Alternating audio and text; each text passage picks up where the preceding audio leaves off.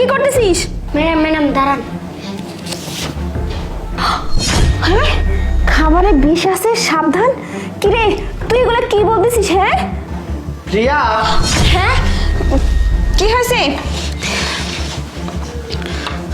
কি ব্যাপার? কি করতেছো তুমি? এই যে ভাতটা খাচ্ছিলাম। সে কখন খাবার নিয়ে বসেছো, এখনো খাওয়া হয় নাই? মানে তাড়াতাড়ি খাবারটা খাও।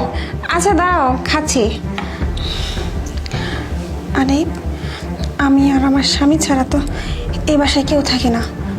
সিয়াম বলল খাবারে বিষ আছে। যদি খাবারে কেউ বিষটা দিয়ে থাকে তাহলে তো আমার স্বামী দিয়েছে, কিন্তু এটা আমি প্রমাণ করব কিভাবে? কি ব্যাপার? কিসের ভোগ করতেছো খাবার দিয়ে? আরে খাবারটা ঠান্ডা হয়ে যাবে, খাও বাবু। না না, খাচ্ছি, দাঁড়াও। আরে দাঁড়াও, একটা ফোন আসছে আমার। হ্যালো।